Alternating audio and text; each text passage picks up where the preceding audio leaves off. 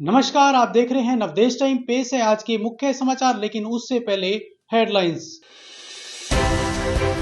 अगेती धान रोपाई पर कृषि विभाग सख्त, 5 किसानों को नोटिस जारी। प्राचीन नगरखेड़ा में श्रीमद् भागवत कथा के समापन पर हुआ विशाल भंडारे का आयोजन। बस स्टैंड पर निर्धारित जगह पर नहीं रुक रही बसें, यात्रियों को हो रही परेशानी। संत रामानंद जी के शहीदी दिवस पर लगाई ठंडे मीठे पानी की छबील। अब खबरें विस्तार से। जगाधरी उपमंडल कृषि अधिकारी डॉक्टर अजय नरवाल एवं खंड कृषि अधिकारी डॉक्टर संतोष कुमार ने गांव नाहरपुर में किसानों के खेतों का निरीक्षण किया। जांच के दौरान पाया गया कि गांव के 5 किसानों ने करीब 13 एकड़ भूमि में धान की अगेती रोपाई कर रखी थी। उप कृषि निदेशक आदित्य डब्बास ने बताया कि हरियाणा सरकार के भूमिगत जल संरक्षण अध्यादेश 2009 के तहत 15 मई से पहले धान की नर्सरी बिजाई तथा 15 जून से पहले धान की रोपाई प्रतिबंधित है। नियमों का उल्लंघन करने वाले किसानों को नोटिस जारी कर 5 दिन के भीतर अगेती रोपाई नष्ट करने के निर्देश दिए गए हैं।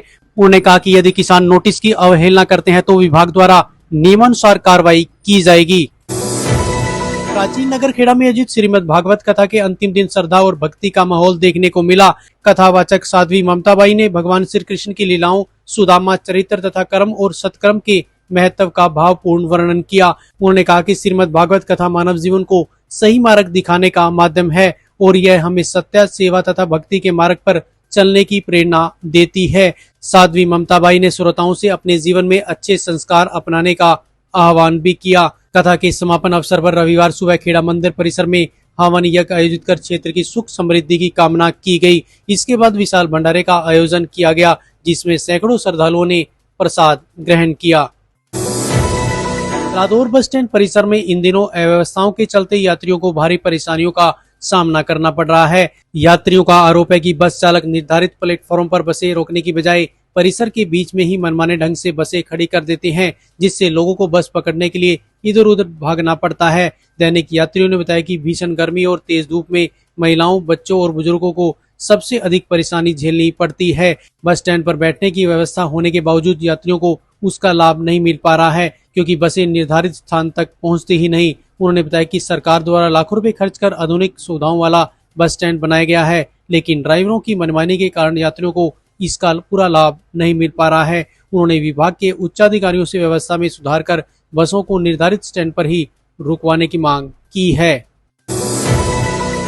रादौर के गांव टोपरा कला में संत रामानंद जी महाराज के शहीदी दिवस पर गुरु रविदास मंदिर कमेटी की ओर से श्रद्धा भाव के साथ ठंडे मीठे पानी की छबील लगाई गई।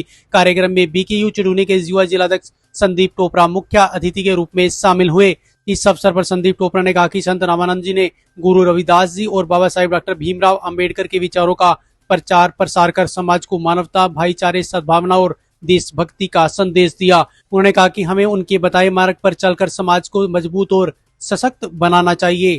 तो ये थे आज के मुख्य समाचार। ताजा तरीन खबरों के लिए जुड़े रहें नवदेश टाइम के साथ। नमस्कार।